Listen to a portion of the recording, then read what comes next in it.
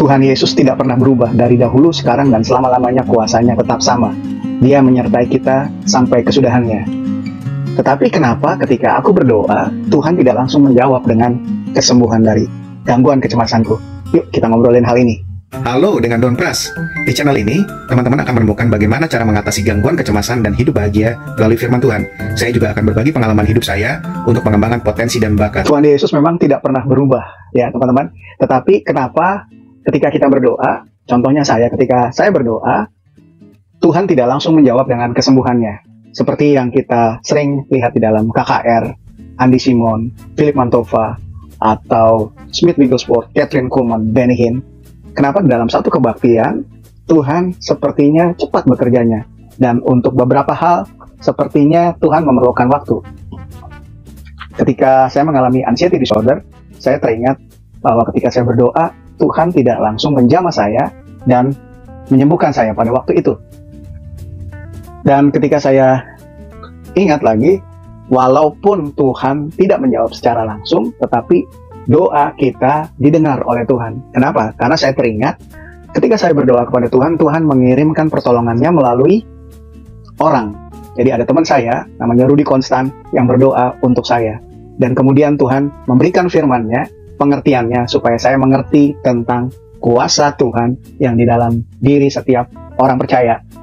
Jadi, walaupun Tuhan sepertinya tidak bekerja, tetapi doa kita langsung didengar Tuhan. Karena Tuhan tidak jauh, Tuhan ada bersama kita.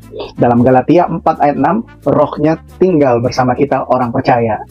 Jadi, walaupun tidak menjawab langsung, tetapi Tuhan tidak pernah terlambat. Ya kan? Amin, puji Tuhan. Tuhan tidak pernah terlambat. Pertolongannya tepat pada waktunya, dan ada keindahan di dalam hal itu. Jadi ketika saya menyadari, saya memasuki fase di mana saya mengerti tentang kuasa menabur dan menuai. Ketika seseorang menabur biji mangga, dia akan menuai buah mangga. Begitu pula dengan kehidupan rohani.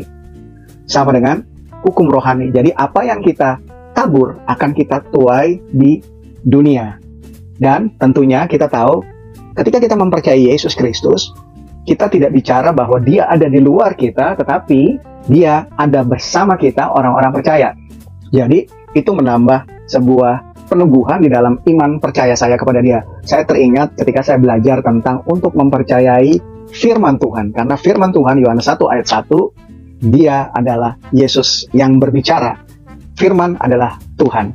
Jadi ketika saya menabur firman Tuhan, di dalam firman yang berkata bahwa bilur-bilur Yesus sudah menyembuhkan, ketika saya melakukan setiap apa yang saya latih dalam diri saya, ketika sensasi itu datang, saya panik, dan kemudian saya meminum obat. Setelah meminum obat, saya memperkatakan firman Tuhan bahwa bilur-bilur Yesus sudah menyembuhkan dan menolak segala penyakit yang ada di dalam badan saya. Itu saya lakukan setiap hari, dan kuasanya tetap sama. Sungguh, kenapa? Karena saya mengalami satu kesembuhan total dari namanya sensasi, dari namanya ketergantungan dari obat penenang.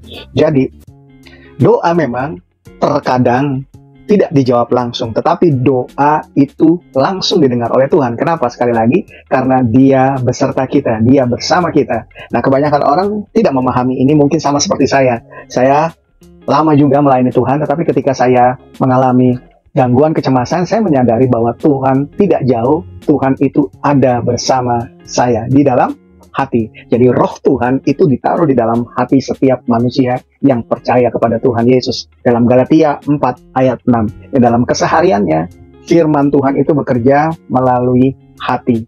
Jadi kuasa yang saya tabur setiap hari, yaitu firman Tuhan yang saya percayai, itu menuai hasilnya.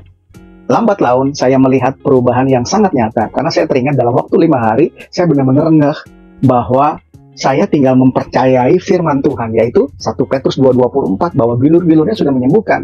Saya, maaf kata, mungkin ini bahasanya terlalu apa adanya, saya berkata, saya tidak perlu berpuasa untuk meyakini hal itu, bahwa bilur-bilurnya sudah menyembuhkan aku.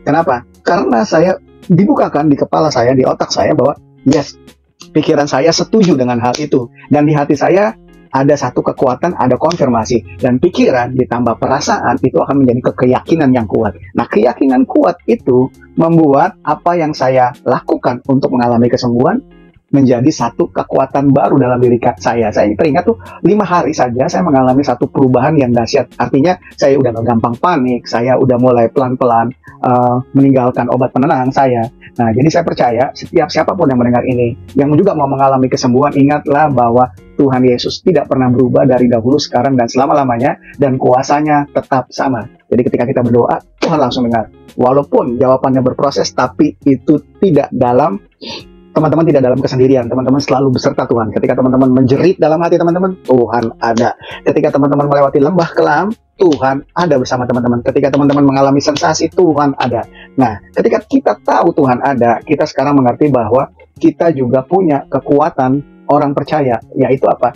Dengan memperkatakan firman Tuhan, karena firman adalah Tuhan. Dengan memperkatakan perkataannya, maka kuasa yang ada di dalam diri kita itu mengalir ke bagian tubuh yang memerlukan kesembuhan. Teman-teman, Tuhan Yesus tidak pernah berubah, dan saya berharap pada tahun 2024 ini, bagi teman-teman yang mau mengalami kesembuhan, percayalah bahwa Dia bersama teman-teman, dan doa teman-teman dijawab oleh Tuhan, walaupun tidak langsung, tapi Dia selalu menyertai teman-teman. Dan ingat satu hal ini, bahwa Dia tidak pernah terlambat. Apa yang teman-teman tabur dalam mempercayai firman Tuhan tidak pernah akan sia-sia, dan tidak pernah akan kembali sia-sia. Saya tegaskan hal itu karena sungguh waktu Tuhan adalah waktu yang indah.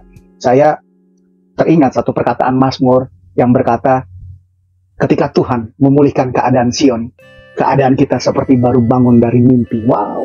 Jadi saya percaya kerinduan hati teman-teman terjawab untuk terus percaya pada Tuhan dan melakukan bagian kita, yaitu apa? Mempercayai firman Tuhan dan melakukan latihan. Yang kita nggak bisa, kita latih pelan-pelan senyaman kita. Kalau kita perlu minum obat, kita minum obat, tapi kita berkata bahwa gua sudah disembuhkan oleh bilur-bilur Yesus.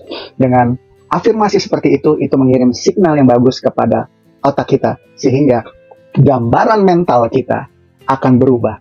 Dan ingat, otak adalah elastis, sehingga dia menyesuaikan dengan lingkungan. Ketika gambaran mental kita semakin hari semakin baik, kesembuhan menjadi milik setiap orang yang mengalami gangguan kecemasan atau kesehatan mental lainnya. Yang pasti satu hal, yang kita tabur akan kita tuai.